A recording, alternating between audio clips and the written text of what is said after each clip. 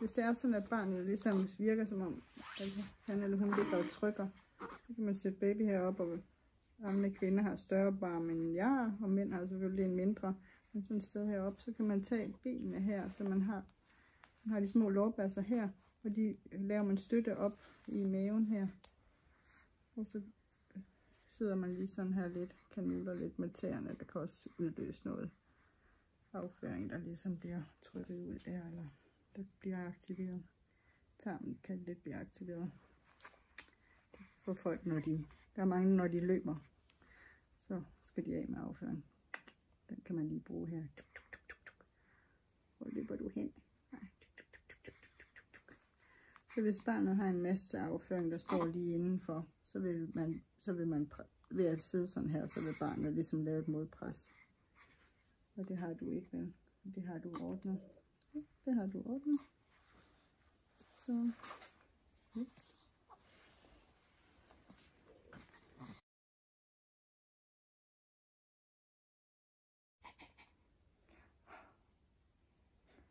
Du har det simpelthen så godt.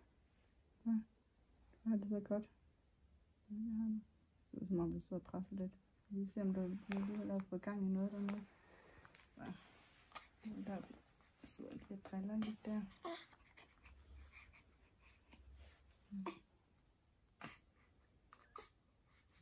Okay.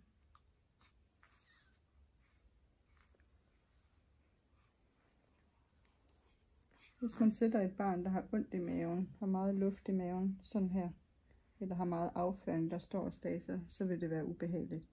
Hvis det er sådan, at man har lige det, man skal have i maven, hverken for lidt eller for meget, så vil det føles bare neutralt. Fordi hvis det er sådan, at man gør sådan her på sådan en baby her, så kan man simpelthen se, hvis man gør sådan lidt sådan, så kan man se, hvordan hun er ligget inde i livmoderen. Så kan hun have sådan en her. Og det er også derfor, hvis man kigger på nogle af de her, hvis man kan se den fold, så kan man tit se, hvordan livmoderen har været, så bliver de her benknogler for eksempel, de runder i det. Så i stedet for at de er lige, så har de en bue her, og en bue her. Og hvis man så gør, jamen du har øvet dig i at strække benene, er du så god til det. Prøv at bøje den, som du har ligget inde i livmoderen. Og vis, hvordan du har ligget inde i mors mave. Ja, så kan du lige ligge sådan der. Ja, lige sådan du har ligget. Sådan der. Så har man den runding her. Den kommer fra livmoderen. Kan man forestille sig her. Og det bliver knoglerne runde af her i starten. Indtil de strækker sig ud og bliver helt lige. Så det er ikke noget, man skal bekymre sig om, hvis de ligesom runder. Så kom resten.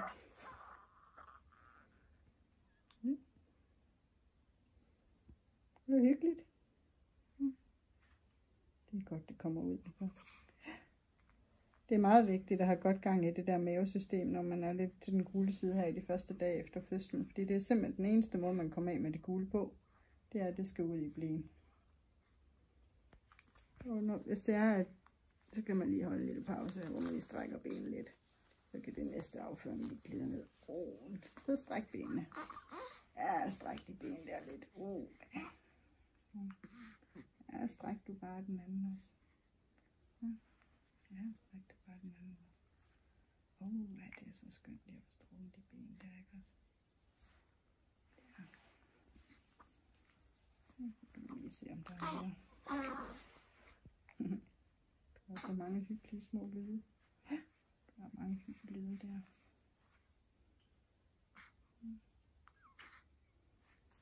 Det er det. Det er det. Ja, sparer vi en ble. Det er helt fantastisk. Og lavet plads til noget mere mad. Ja.